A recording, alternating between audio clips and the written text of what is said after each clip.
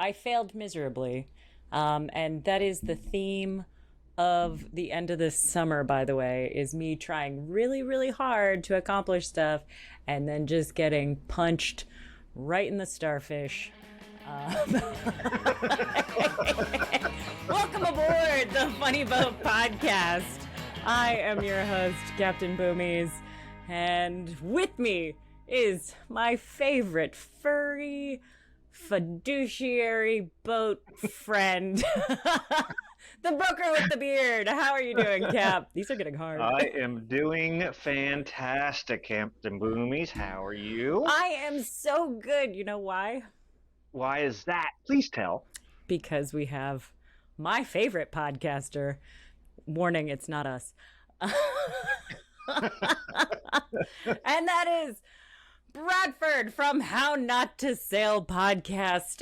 He's also a writer. He's also beardulated. This has been a theme going for us an awful lot. Go pick up his book, How Not to Sail. It's so funny. Oh my gosh. This Nothing is less than glorious 480p would work for you guys. Welcome, Bradford. Cheers to you. I got my pirate juice going. He's got his pirate juice going.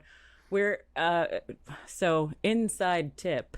This is the second time we've recorded this podcast because we're not that good at this. I'm way better at driving boats, and I always do that sober, which is why I like podcasting a whole lot, because I never do that sober. There you go. But I probably should at least have I need, like, what are those people called? Producers. I need a producer.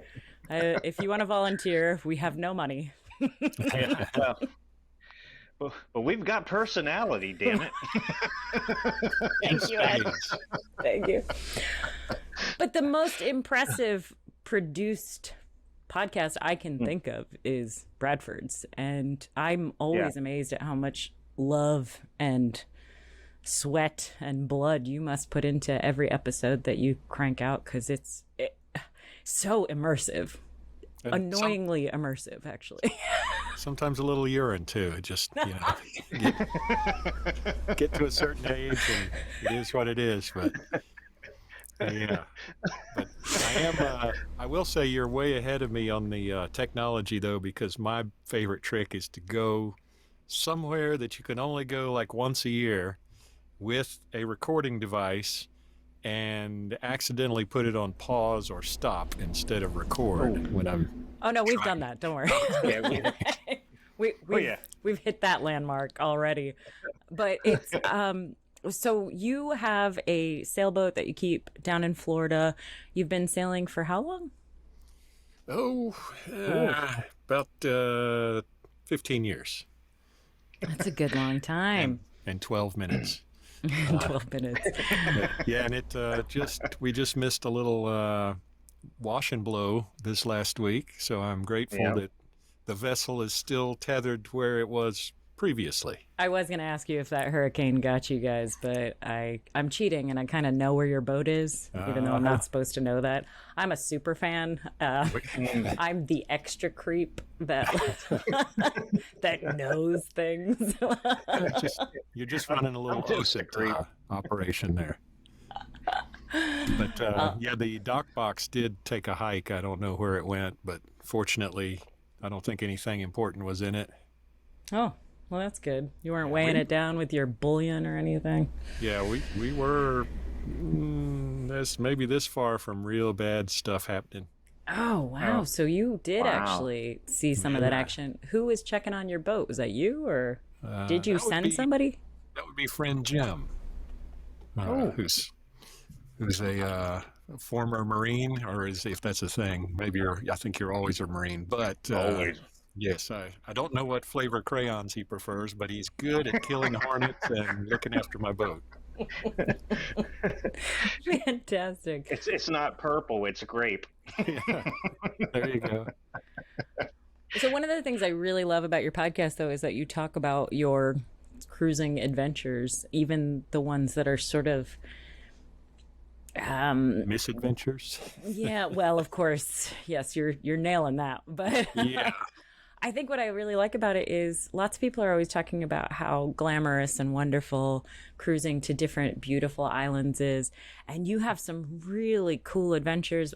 My absolute favorite is your trip to Cuba. I rewatched that episode a bunch of times, but I think my other favorite and the one that I send people is you going through all the bridges in the intercoastal of Florida and learning the process as you go. And you've recorded the whole thing. And it's such a moment of, I know so many boaters that are afraid to tackle those kind of situations, that kind of cruising. And it just makes me so happy to hear you do it and like be totally willing to be a dumbass. Yeah. It actually just sounds like I was learning at the time. This was actually after a decade of doing it. It just sounds like it's my first day. And helpful hint, you do not have to say 09, and you do not have to give the phonetic spelling of your boat or the. I love that you do it though. It makes me so happy. It's one of those things I never think about as a captain. I'm very casual on the radio, probably I basically talk to people like I talk to people on this podcast, and I'm going to get in trouble with the FCC one of these days for swearing. It's boomies. Can I get through the goddamn bridge or what? You get it. But your sailing season is going to start ramping up again after hurricane season is over, obviously. So do you have any big plans for this winter? Oh, yeah. No. But I'm planning to go check things out in a week and a half or something. Kind of got delayed by this little Idalia, which, by the way, is a stupid name. Anybody that's from Georgia knows Vidalia, Georgia. So obviously this storm should be Idalia. Idalia. But I dare you to try that again. Oh, nice one. And, also, all the I storms seem to be the ones kicking our ass in the Tampa St. Pete region. Ian and Irma and Idalia. Ian. Oh man, I didn't even think about that. So, what does your insurance company think about all of these I people? I keep getting emails that tell me to haul the boat out, and I'm like, yeah, okay. There's not a lot of haul room where your boat is, so I don't know how they would do that. Yeah, I need a haul out this week. Can you help me? Yeah, no. Not gonna happen. That's very the bits and pieces of sailing are so interesting, but I also love the story of how you became a sailor and one of these nut jobs that goes out and cruises the world. Would you mind talking a little bit about your last podcast guest? Let's see. Oh, is that bitchin'? Yeah. Oh, okay. Yeah, I blame bitchin', and I was reading Lats and Ats back in the late 90s when I started?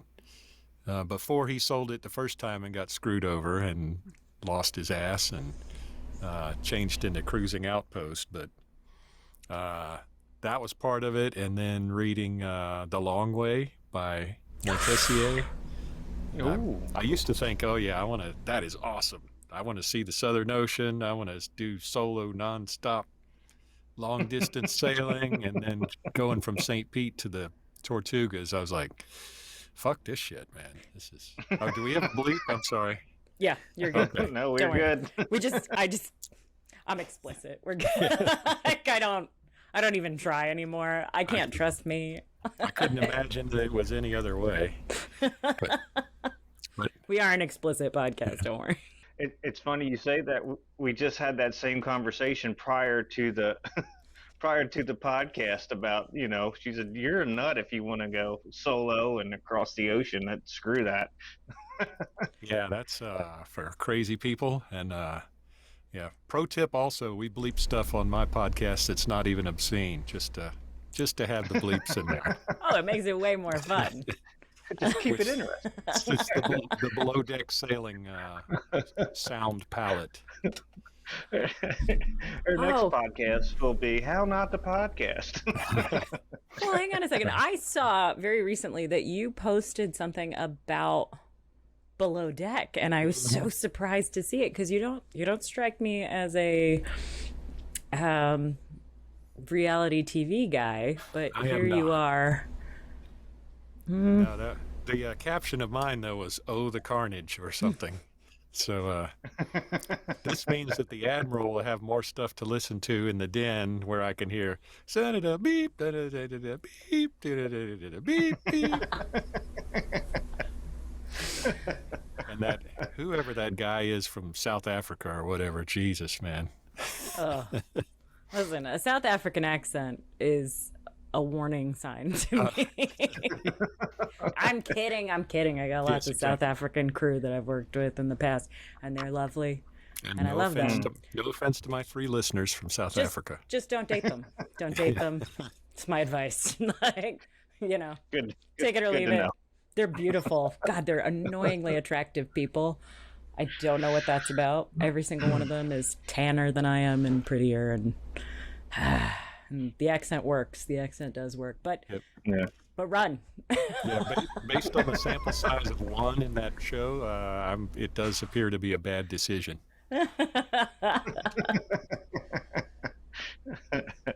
I'm gonna get banned. Before on round 1, I had mentioned that this is kind of like a homecoming for me with this whole episode on our podcast because Bradford, I've been listening to you, well, I'd like to think since the beginning, but this is how I first got introduced to Captain Boomies, and then we got all connected at the Lats and Ats party, and here we are. This is almost a year. That's pretty cool. I'm enjoying it. I love your podcast, and I'm glad that the episodes are coming out, and enjoy it very much. So I'm not just from one podcaster to another, but from a listener to How Not to Fail. I'm still not going to pay your psychoanalysis bill, but thanks. I am really excited, though. I'm excited that you came to the boat show last year. I was worried that you were going to be anti-boat show because I know that part of the reason you probably love the cruising lifestyle is you get to get away from everybody. I'm with you. I get that. But sorry, you were saying? I was going to say, you guys make it definitely fun and interesting, though. So it makes it worthwhile. Oh. I don't like to see things that I can't buy, so there's that aspect too. Oh, I don't know if you see this keyboard over here, but I haven't shopped for one of those in like 20 years because I don't even want to know. Just this one works, just like my boat. This one works. I don't need another one. I don't want to see them. I don't want to know about them. Yeah, ignorance is bliss. Run away from this broker guy over here because this man, I just got an email from him about some gorgeous new boat, and I'm very annoyed about it because I want it really bad. Yeah. And then I saw the asking price. Yeah, anyway. Well. So we need some sponsors, clearly. Yes. Yeah.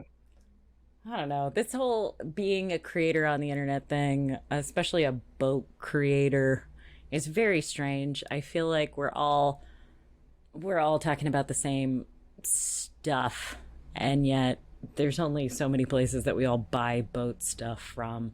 There should be more, shouldn't there? Mm-hmm. And yet there's becoming fewer and fewer, I think. Yeah. Just like the freaking marinas. Just don't get me started on that one.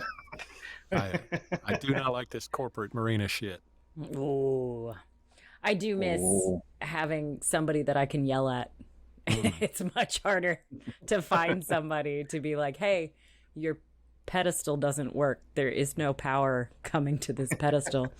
Great, we'll send your request over to corporate. And I'm like, no, I want to yell at you. Let me yell at you. You're here. I'm more Yeah. enthused about not having to use fucking Dakwa, and can I just come in and pay cash for my 36-foot vote, and my name is Bob Johnson, and let's be done with all this. Yes. You know, You need to move. You need to move up to the Chesapeake, Bradford. Okay. There's a lot of Bob Johnsons up there. I don't know what this guy's talking about. Well, no, actually, here's the thing.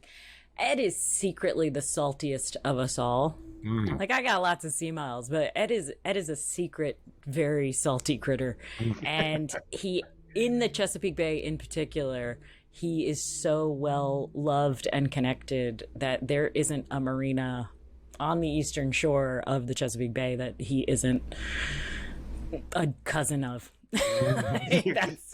Which just makes it all very weird, honestly. Yeah. My family tree is a telephone pole. Oh, there you go. So I can just say, hey, I know Ed, I'm Bob Johnson, so let's dispense with the computer formalities. Well, here at home, everybody knows me as Cap. So. Yeah, so drop that name. Yeah. What are we talking about here? Oh, no, I know there's more than one Cap, but this one has a beard. Yeah. Bradford, you're my favorite. Oh my god. He does stand out a little bit because he doesn't have the Hemingway beard. Oh, true. It's more the Duck Dynasty. He is far more Duck Dynasty than Hemingway. If I wasn't weird about showing my license to your 5 million viewers, I would show you my Duck Dynasty beard, but that's you've seen it offline, so. And Ed, I'll show you later. Okay, sounds good. Well, so speaking of where people can see your beautiful face, where can people see your beautiful face these days anyway? Fewer and fewer places, but as Bitchin said again yesterday, I have a face for radio, first of all, and secondly, I like doing the audio and writing more than the video, but you guys have dragged me kicking and screaming back into the frame. It's my pleasure. Yeah. And if I could actually see y'all moving in the last 20 minutes, I would probably step on you less, but that's... I'm going by my ESP here. You're nailing it. You're nailing it, brother. Yeah. Don't you worry. Everything's going great. I still look on camera like this.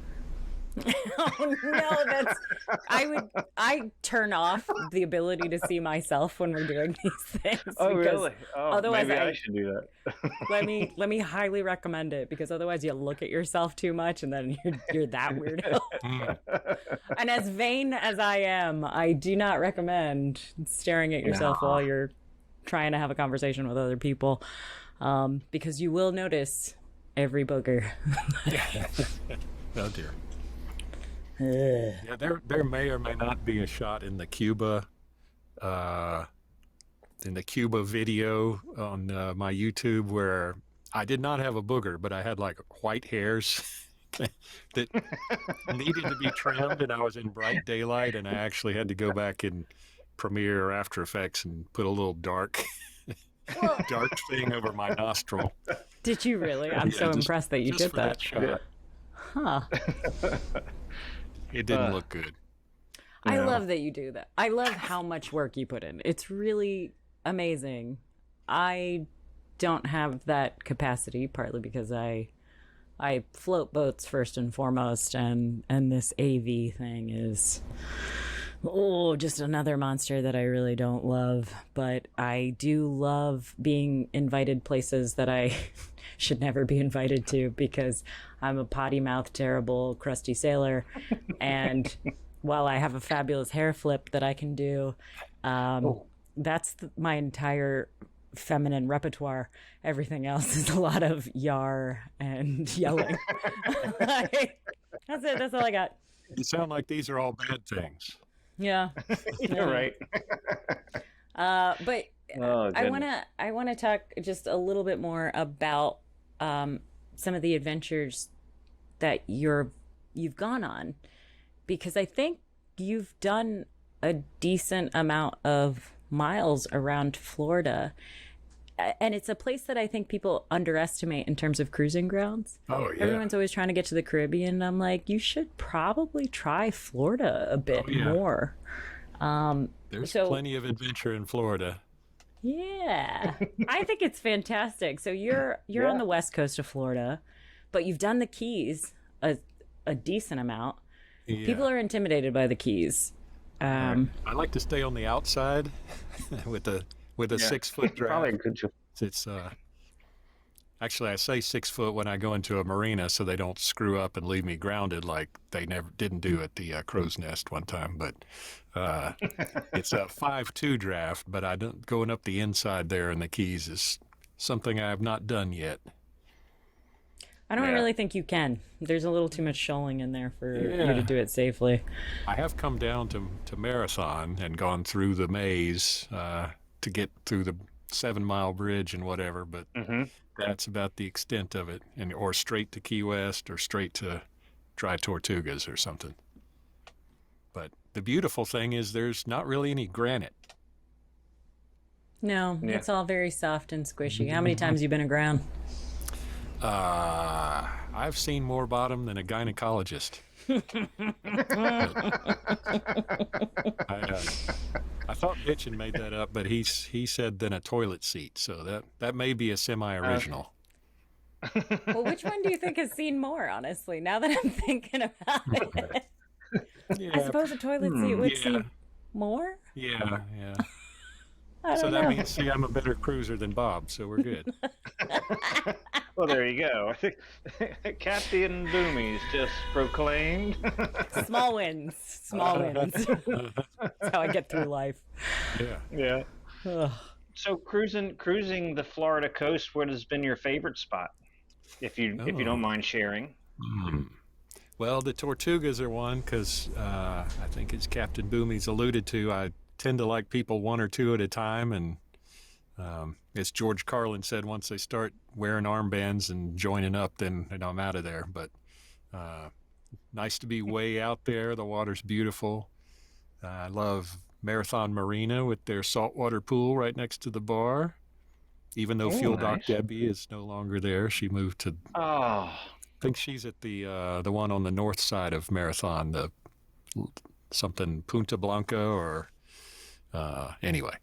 But that one's cool.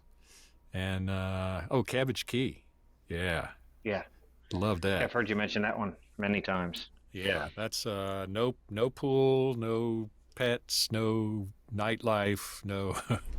They got a restaurant, a bar, and a dock, and some lovely scenery, and that's that. Amazing. Nice. You have a perfect boat for cruising, by the way. I really like that boat. Still floating, you mean? She's right. She's the right size. She's the right layout. She's the right hull. She's just a good boat, and she can tolerate a lot. A dumbass That's captain. what I'll say. Yes. She can tolerate a lot. And I know that every boat owner has a million problems that they deal with all the time, but I think really the problems that you encounter they're so minor. They're so teeny weeny. I got a million problems, but a windlass ain't one. There you go. That would be something that might be soon on the improve list, but that's going to require a lot of messing with the bow. And you probably need to up your battery bank a bit as well. Or just give it its own battery. That would work too. Yep. And I think you're supposed to use the finest wire that you can between the... Yeah, that's exactly. I heard Home Depot electrical cords work well. Right. I wish I haven't seen that before, but because cruising is about adventure, damn it, and you can't have adventure when you properly Make use it them. happen. Yeah. Wait, you can't have adventure when you're doing all of the safety checks that That's you need right. to be doing along the way. You're totally right about that. That's why I've actually Yeah. had a very boring cruising career. Mhm. I have to make my own adventures when I get to land. Yeah. I don't know, the sliding around on the fogged up mega yacht marble floor and having to use the bucket and Oh, that's right. I forgot I told you that Yeah. story. the captain trying to drop you off in Havana just temporarily. Just temporarily. Just temporarily. Is You know. It'll be fine. Just for a bit. It's so ridiculous. I love it. Okay, Bradford, we have a surprise for you. You're our first guest that gets this surprise. Uh-oh. And that is we finally have swag. Oh, cool. Yeah. So, Ed, if you would be so kind as to show him what we're going to be sending him. Isn't that higher? You can't see the whole thing. I turned off my camera because you said turn off the camera, and now I can't see shit. I'm afraid you may have to describe it to me because I still see the same still photos. Okay. Well, fantastic. So Ed has Wonderful. So, finally gotten us some Funny Boat podcast koozies. They're beautiful. Nice. They're our logo, looking fabulous. Yes. We debated for a long time about what snarky things to put on the back, but then we cheaped out and decided we would print on one side only. Because this is the Funny Boat podcast, and I'm so happy to send you your prize for being on board. I can't wait to see it. You get this for putting up with us. It's terrible. Just terrible. Turn off your camera. Oh no. Show us. No. What? I like complicating everybody's life. It's part of what I do. And Off then, or on, I still see the same serene expression in Ed's face. oh, I hope it's smiling and not like awkward. It's very zen-like, yes. Tranquil, Okay. relaxed. Yeah, I'm that's trying me. to get him disciples actually because of his beard. Uh-huh. I'm working on it. It's my it's- biblical yeah. look. I'm it's very slow going, but I'll get him Yeah. there. I just need 12 suckers. Come on. You may, One you for may or each may month. not- Bring it. yeah, you may need a loincloth. I don't know. But Nah, I'm good. Yeah, it's okay. It really, we just need more subscribers and alcohol, and then we'll get there. I'm sure of it. One probably will bring the other. true. Perfection. Can't Yes. wait. Anyway, It's a great model. so I haven't figured out where exactly we're gonna get non-guests of the show their own koozie, but I'm thinking it's gonna have to be at the Annapolis Boat Show. You're gonna be there. I'm gonna be there, but we're also gonna be at the Newport Boat Show coming up in September 15th, 16th. Is that right? That sounds right. Mid-September. 15, 16, 17. You can look it up. I trust you. You got the Googles. Yeah. And if you're listening to this in your car, Newport Boat Show, just Google it later. Don't do it now. You're driving. Knock it off. Just follow the accent. Lovey, I say, did you park the Bentley in the... Preston. It's so funny because back in the day when I would have to go to Newport, it was always for events that were happening at the New York Yacht Club, which has their big, beautiful hill of destiny that I'm not allowed on ever again. Anyway. And I thought the accent was a joke. I really did. And then all of a sudden, I'm standing there going, they're really all called Buffy and Muffy and That's real. Bitsy. Bitsy was definitely a name. Oh couldn't my believe it. goodness. Wait till they get a load of me. Wait till they get a load of me. Little Jack Nicholson Yeah. reference there. Batman. Yeah, I much prefer the Keys where everybody's named, Jim. Everybody's named Jim. I swear to And God. Jim, you, and that lady. Hey, buddy. Jimbo. Jimbo. That reminds me, I did enjoy Uncle Henry's Yacht Club in Gasparilla or Boca Grande or whatever that island is called. Uncle Henry's Boat Yeah, Club. you got to go back Club. off the ICW right next to an old defunct railroad line that's been chopped off, and it's about a mile back into the thing, and you got to follow these specific directions. So it's not easy for me to say. So it's not to go aground. And on the way out, I saw Coasties or some Leos coming in or something. And of course, I ran right across the sandbar watching them. I'm like, oh, got to be on my best behavior. Whoa. Yeah. The ever popular nose wheelie. Yeah. Nice. There's so many amazing places that you can really only go by water. Mm-hmm. And I worry for the rest of the world that they don't know about them. Oh, I think it's great. Well, I think too that's a lot of the allure, right? Is that you're kind of doing it like they did it way back when, and that's what I like about it. Anyway, I'm torn because I'm proselytizing about the joys of cruising and getting out there on the water, and yet I really don't want everybody getting out there on the water. I think we need to have some kind of limits established, I think, but, it's like, Blood alcohol limits. We're They there exist. already. We want a few more, just not where we're at, and then we'll cap it right there. yeah. Well, we're good. Sorry, the bridge will not open. Yeah. It's funny. You think there's too many people out there, but the reality is, like, even though they sold a record number of boats in this last year, and people started whining about, how many boats there are out on the water, I still know for a fact that you can go out cruising and see nobody for a very, very long time and not be able to upload more episodes of your podcast, even though all of your fans are desperate for them. Bradford. Yeah. Yes. I did discover if you want to get away from the amateurs, I mean, even more amateur than me, if I want to get away from those people, which obviously we should, just go out of the ICW, out one of the channels into the actual Gulf of Mexico a few miles, and there you go.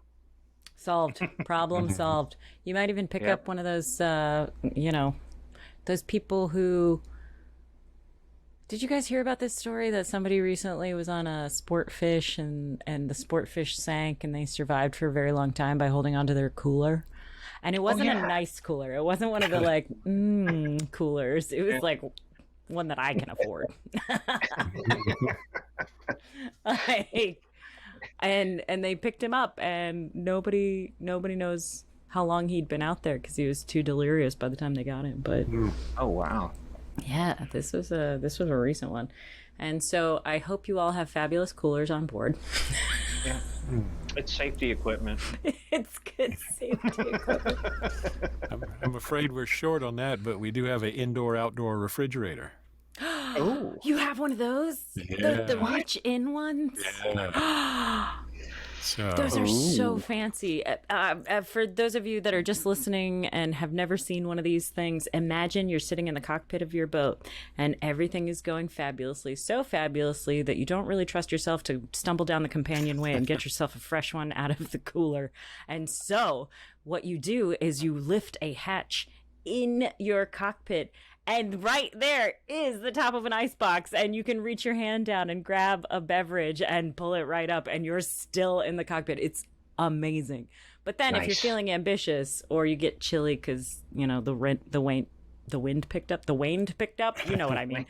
You can go down into your nice, cozy salon and reach into that same icebox and grab a beverage from the other side. It's amazing. Mm-hmm. nice. Amazing. Yeah, apparently somebody had built over the thing and insulated it, and when we went back and put a hatch back on, which it seemed to be designed for, I say we, it was not me, but when Reefer Mike went and redid the indoor-outdoor thing and removed all the insulation. The only wrinkle is the boat's in Florida, and the upper part of the ice box is not the chilliest. So we're going to have some more thermal something to keep the soda pops chillier. Yes. Well, on that note, stay cool, my friends. And I cheers to you, Bradford. Thank you so much for coming on. Thank you. This has been the Funny Boat Podcast. Bon voyage. I'm supposed to go sailing right now, actually. Oh. I gotta run away, guys. I'm sorry. It's Tuesday night racing. I'm supposed to be floating about right now. It is Tuesday, isn't it? Holy cow. All right, well. But you guys are the best. Good luck. Thank you. Fair winds. And ramming speed. Great to hear Ed this time. Yeah, tell me about it.